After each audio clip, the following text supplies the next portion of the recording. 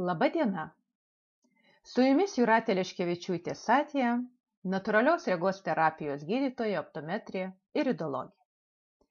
Ir šiandien aš norėčiau daugiau papasakoti apie irido diagnostiką. Greičiausiai ne kiekvienas žino, kas tai yra, ir išgirdę šį žodį net ir nedažnas susigaudo apie ką tai. Taigi, dabar aš norėčiau apie tai papasakoti, kadangi su tuo dirbu jau gana seniai ir tai labai įdomus mokslas ir labai įdomus būdas nustatyti sveikatos būklę iš akių. Taigi, kasgi yra iridologija? Iridologija tai yra žmogaus vidaus organų, sistemų, būklės, ligų diagnostikos ir prevencijos būdas pagal akies vyzdžio judrumą ir rainelės paviršiaus piešinio pakitimus. Taigi, kągi mes darome, kuomet atliekame irido diagnostikos tyrimą? Paprastai yra tam tikras prietaisas, kuriuo labai didelė geba nufotografuojame akies rainelę.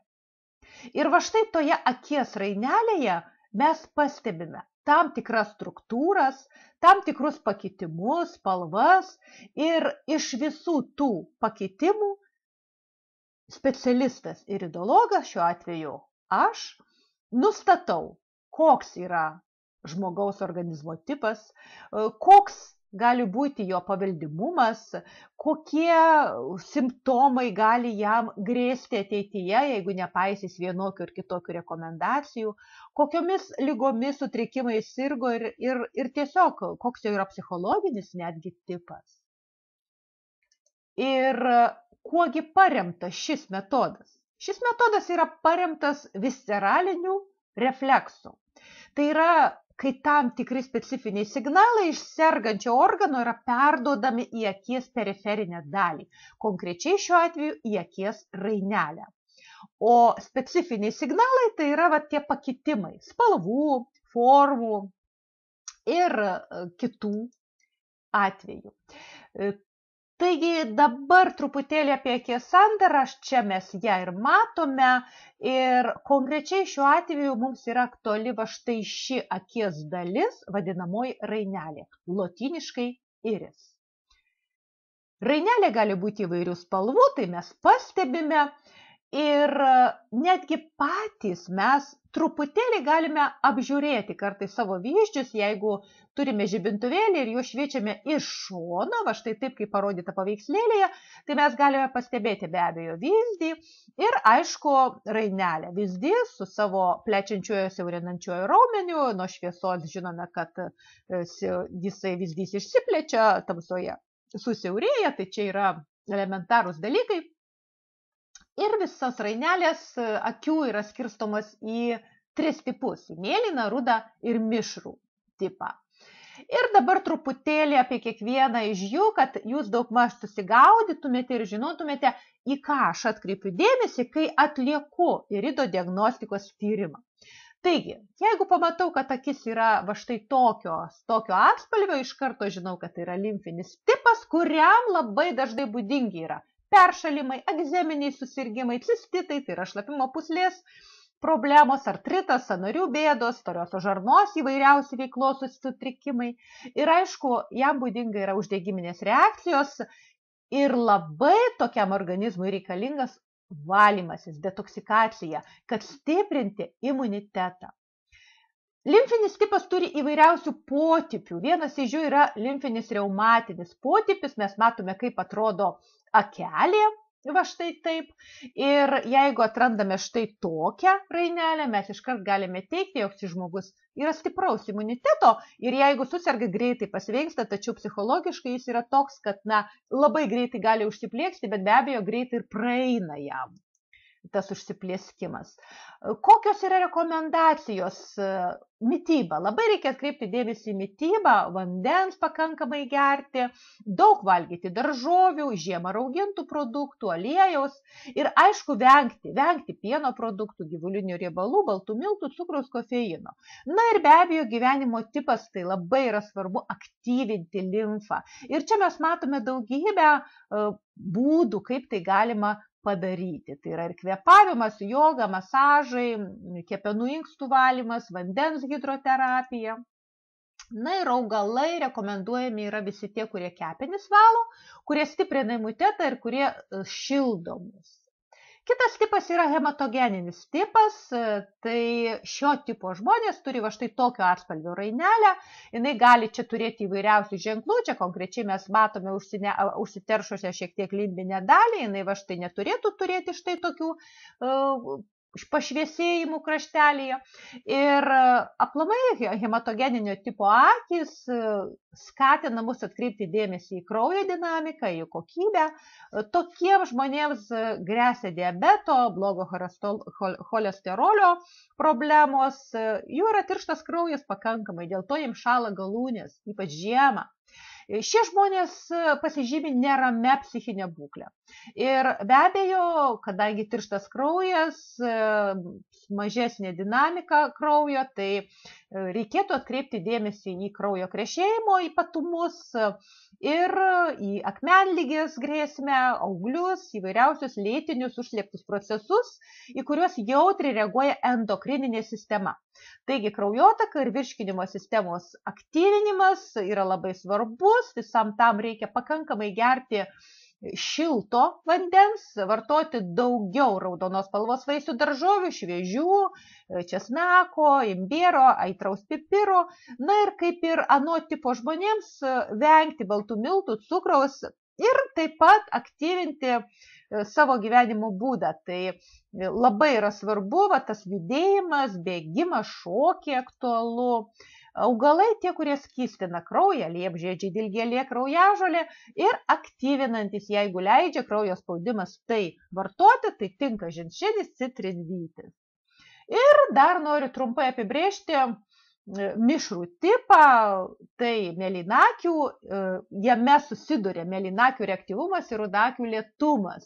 Ir čia yra jautrus virškinimo traktas ir dirglusis žarnynas pasižymi. Labai reikia atkreipti dėmesį į kepenų, tulžies, inkstų būklę, paisyti va štai šių organų. Jiems būdinga disbakteriozė, kuomet pučia pilvą, nevirškina maisto, rūpintis savo gerųjų bakterijų kiekiu organizme. Įvairiausi dėl to grybeliniai pažeidimai gali pulti. Na ir jautri šlapimo sistema, tai jiems labai rekomenduojama yra atskira mityba, atskiri produktai vartotini, mažomis porcijomis, saikingai labai vartoti angliavandenis. Aišku, šviežios sultys visada yra gerai. Tai šiems žmonėms labai yra svarbu lėtai valgyti, kad neprisivalgyti oro, kad gerai sukramtyti maistą ir labai skirti dėmesio savo kūnui, netgi pastiprintai tai daryti, vartoti virškinimą gerinančių, inkstų veiklą gerinančių augalų. Na ir yra ne vien pagal spalvą, bet va štai tokie struktūriniai tipai. Čia irgi labai yra įdomus dalykas, čia yra tik tai keletas jų. Tai tokio tipo akių rainelę turi žmonės, kurie yra labai atsparūs. Tiesiog atsparūs lygoms, psichologinėms kažkokiems dirgikliams. Tokio tipo žmonės, matote, jau yra šiek tiek kitokia rainelė. Tai jie imlus yra, imlus viskam, jie ima į dūšią, kaip aš sakau, ir gerą, ir blogą, tokie atviri. Tokio tipo žmonės, štai šitie paraudonavimai, tai yra liga, bet reikėtų atkreipti dėmesį į tai, kad yra tarsi va tokie brūkšneliai, matote, ar ne? Tai šie žmonės stipriai sugeba save gydyti, žodžiu, jų organizmas yra toks greitai reaguojantis į dirgiklius ir greitai atsistatantis. Emocinio tipo žmonės, matote, kiek daug va štai tokių įdubų, ir čia tokia rudojo atspalvio. Gastrologinio tipo akies rainelė, jau štai tokių įdubų neturi, bet yra tamsesnės spalvos, tas rudo mišraus tipo akis. Labai atsparus yra štai tokios gražios rainelės savininkai, kurių matote toks kaip barchatas, kaip labai gražios tos rainelės iš tiesų šių žmonių. Jie yra veiklūs, rūpestingi, darbštus. Jiems rekomenduotina daryti pertraukas, mokytis apsipalaiduoti. Tai labai, kadangi jie atsparus, jie būna save pertempę, per daug aktyvus būna. Ir vieni būna labai jausmingi, kiti labai uždaro jausmus. Tai būdami, turintys tvirtą nuomonę, kartais net kiek agresyvumo jie tą nuomonę gina ir jiems labai yra svarbus visi pilno grūdo produktai, vairūs produktai, kurie stiprina nervinę sistemą. Valerijonas, verbenas, ženšenis, eleuterokokas, augalai. Labai yra svarbu jiems visada pasakyti ne. Kai reikia, pasakykit ne. Šio tipo žmonės, jums tai reikalinga. Ir mokytis atsipalaiduoti, mokytis stebėti save, mylėti save, sportuoti. Šio tipo žmonės, kaip aš minėjau, imlų žmonės, labai atvirai priima informaciją, labai lengvai ją priima. Labai moka kaupti, tausoti savo energiją. Jie tai moka, jie yra atsargus, turi nuojautą. Bet kadangi jie yra tokie lėtesni, jų kūnas linkęs kaupti skysčius ir šlapus. Todėl gali įvairios būti tinimo problemos, netgi ir akmenligė ir įvairūs organizmo užsišlakavimo procesai. Tai jiems labai yra svarbu tai, kas šviežia, vaisiai, daržovės, įvairiausi valantys organizmą, tokie kaip salierai, petražolės, brokoliai, vitamino C, daug antioksidantų naudoti. Ir labai svarbu jiems detoksikacija ir jiems riboti fizinį krūvį. Stiprinti imuninę sistemą šio tipo žmonėms yra labai reikalinga. Šie žmonės, kurie pasižymi stiprią savigydą, jie yra kovotojai, jie pasitiki savim, jie moka sugrįžti į save, jie pusiausvyrą gerai laiko. Bet dėl to, kad jie štai taip save sugeba išlaikyti, jiems gali būdingi būti raumenų spazmai, tai yra įvairiausi spazmai, kurie ilgainiui sukelia irgi problemas, tokias kaip dirglusis žarnynas, kas jiems yra ir pažymima. Tai augalai, kurie skatina apsipalaiduoti, tokie kaip valerijonas, verbenas, ženšenis, karčio žolės, čia konkrečiai virškinimui gerai, pilno grūdo produktai ir iš riebalinių avokadai, riešutai, bananai, tobe tarpe irgi labai yra gerai. Kadangi jie labai aktyvus, jiems kofeinas nėra pageidautinas vartoti, o gyvenimo būdą reikėtų sieti su kvėpavimo praktikomis, netgi hipnozė gerai, įvairios atsipalaidavimo, meditacinės praktikos. Emocinio tipo žmonės, matote, jie iškart turi štai daug tokių įdubų. Tai gali būti rudakiai, gali būti žydrakiai žmonės su šiom įdubomis yra.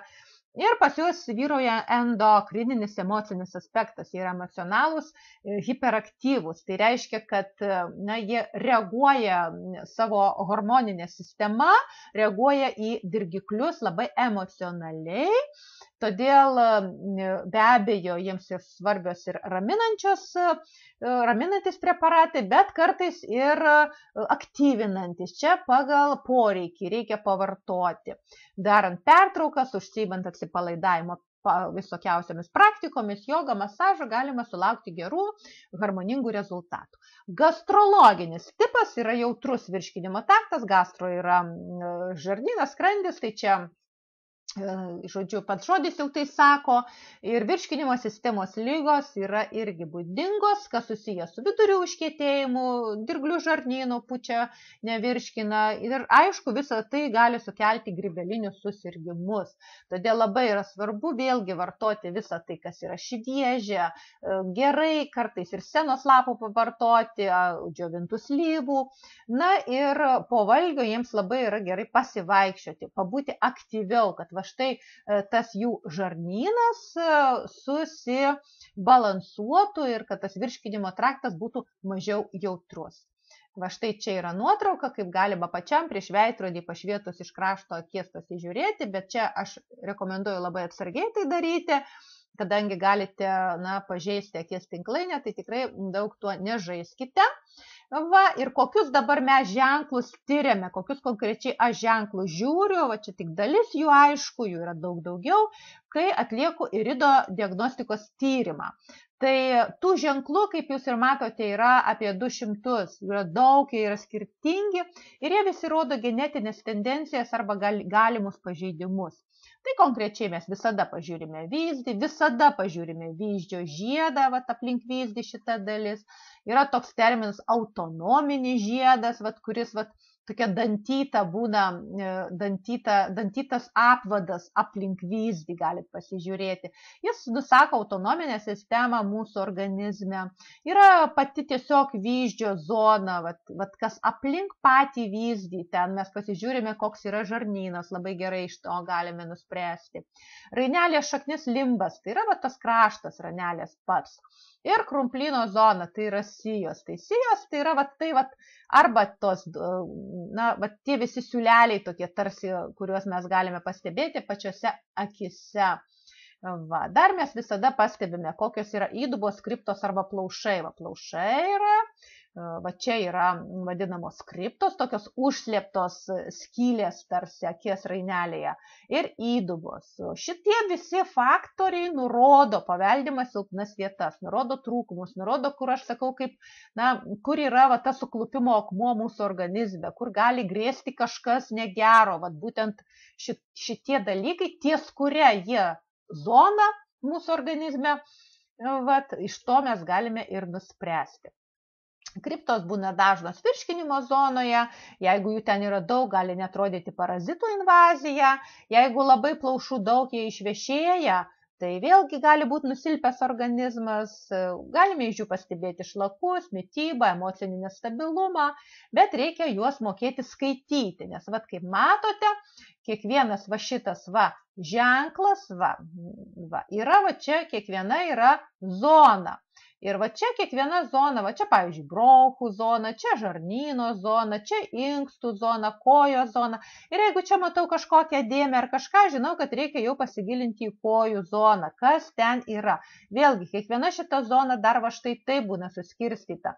Tai dar ir pagal tai mėginu aiškintis, kas ten yra.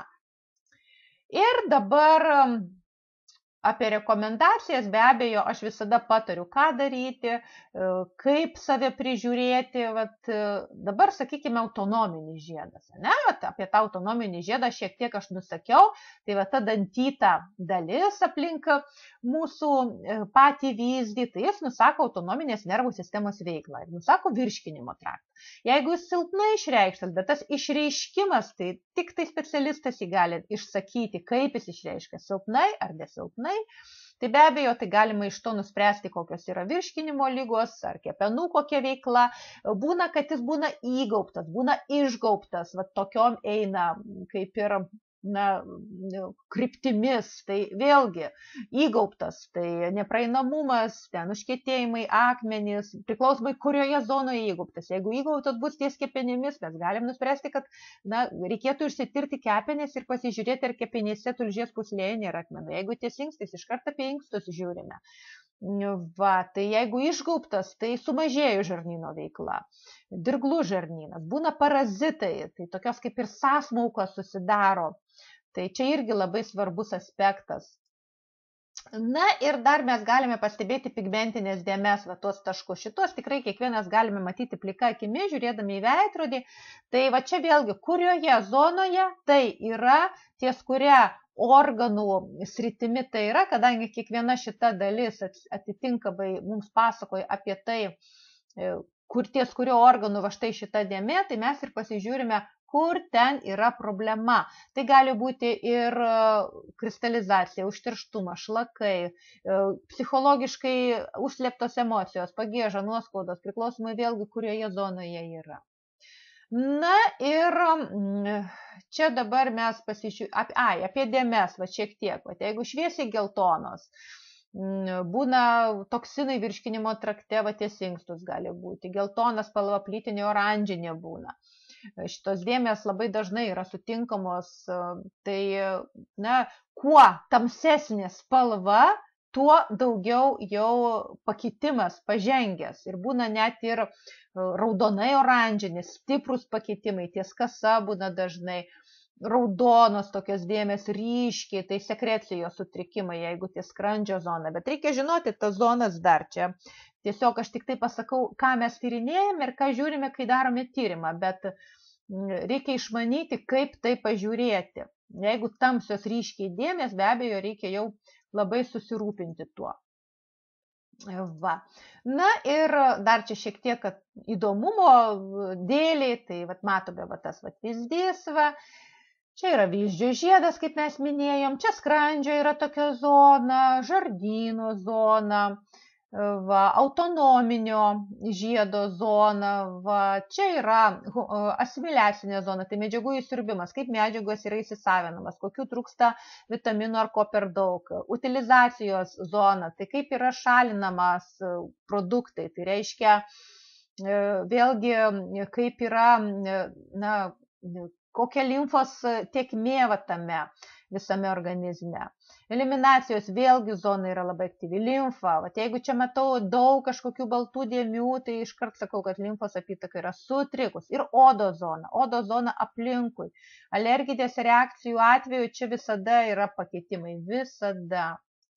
Vyzdys. Tai kartais galime tiesiog matyti žmonės mažais vyzdžiais, net nesvarbu, ar jie šviesoje ar tamsoje, tai iš karto galime teikti, jog jie yra uždari, intravertiški, didelis, vėlgi per didelis gali būti ekstravertiškas, eikvoja energiją tokie žmonės, iš save ištaško, kaip aš sakau. Vyzdžio žiedas, aplink šitas, ar ne, parodo žmogų, kaip jis sugeba priimti gyvenimiškas patirtis. Jeigu išsiplėtęs, tai priima entuziastingai, silpnai išreikštas, bėga nuo problemų. Tai pagal jį gali patyręs iridologas diagnozuoti nervinės sistemos ir stuburo slankstelių būklę. Tai čia yra labai svarbus faktorius, kurį visada apžiūriu, nes žmogus turi čia daug sukaupęs informacijos. Skrandžio žiedas tamsiose akyse sunkiau pastebėti, bet tam yra irgi būdai. Tai jeigu jis yra toks balkšvos spalvos, tai automatiškai mes galim teikti, jog yra hiperfunkcija skrandžio, gali būti taupos, gali būti refliuksas, tai reiškia padidėjęs reaktyvumas ir yra tam tikros rekomendacijos. Pilkai tamsus, vėlgi tai yra sumažėjusi skrandžio sekrecija, reiškia apsunkėjęs yra virškinimas. Vėlgi skiriu tam tikras rekomendacijas. Ir gali jis būti išsipūtęs autonominio žiedo lyg, pavyzdžiui, tai vėlgi su viduriais problemos, gali būti kaip tik su įdubomis, tai kitos bėdos. Asimiliacinė zona, kaip ir minėjau, parodo, kaip įsiurbamas maisto medžiagos. Tai informuoja apie jų pasiskirstimą kraujyje, informuoja apie kepenų veiklą, apie hormonų veiklą, apie tiesiog imunitetas žarnyną ir kaip tas žarnynas tą imunitetą įtakoja.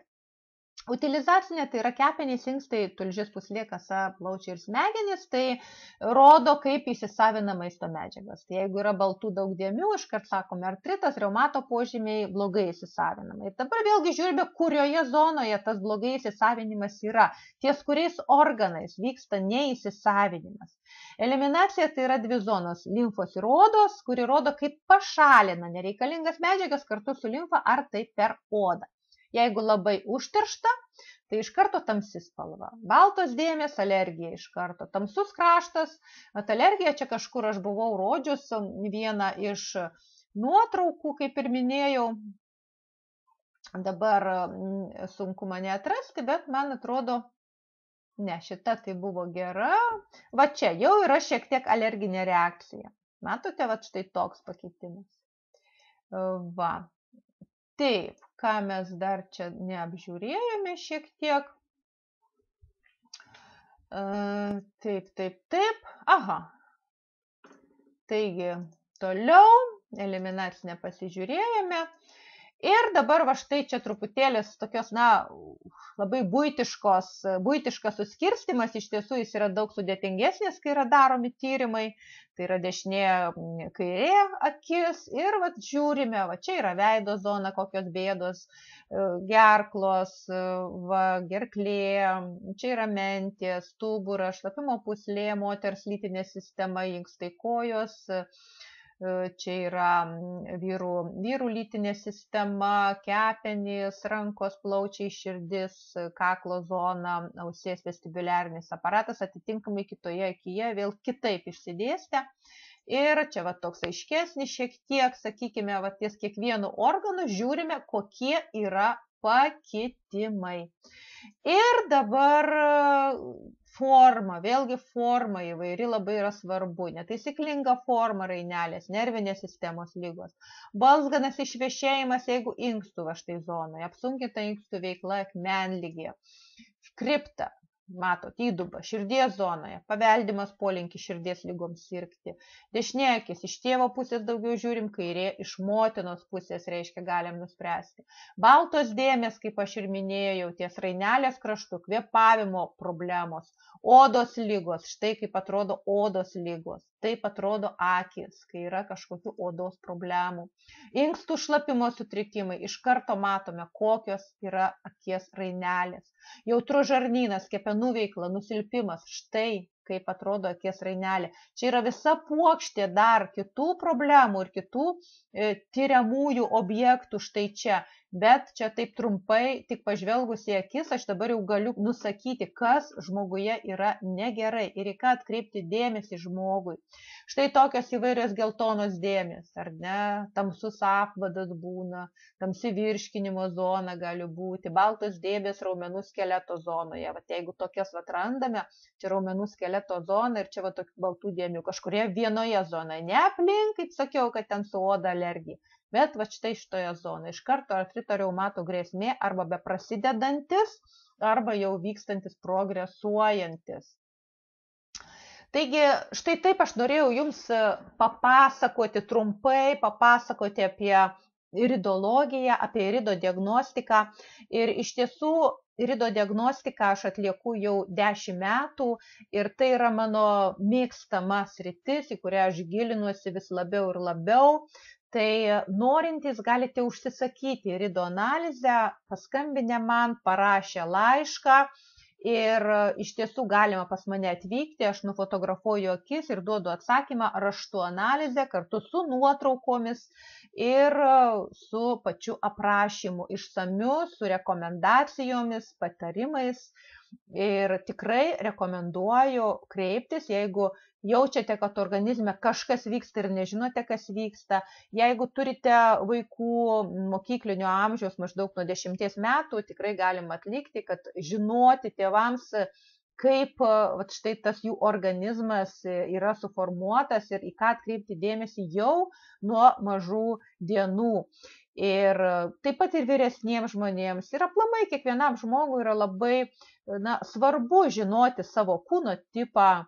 Ir šis mokslas yra labai senas, tačiau pats Europoje jis netaip seniai buvo atgaivintas. Vengrijoje Preslis buvo štai toks gydytojas, kuris apie ją daug rašė ir pradėjo tą visą sistematiką Europoje skleisti, o labai paplitęs yra šis metodas tiek Jungtinėse valstijose, tiek ir kitur Europoje, Anglijoje, Lietuvoje. Su šiuo metodu dirbu aš, labai daug net nežinau, kas dar tai darytų Lietuvoje. Kažkiek žmonių dirba Latvijoje, pačiai teko studijuoti Maskvoje, kad įgaučiau šių žinių ir studijuoju aš ir toliau savarankiškai, tirdama raineles, analizuodama literatūrą. Ir kiekvienas žmogus, kuris ateina pas mane išsitirti akis pagal irido logijos tyrimo metodus, tai kiekvienas žmogus man yra vertybė, nes su kiekvienu žmogumi aš pati vis labiau tobulėju. Taigi, norintys galite kreiptis, o visiems kitiems linkiu sveikatos ir gražių jums dienų. Su jumis buvo Jūratė Aleškevičiūtė Satė ir esu natūralios regos terapijos specialistė iridologė. Daugiau apie mano veiklą galite sužinoti aiškusmatymas.lt internetinėme puslapyje. Iki.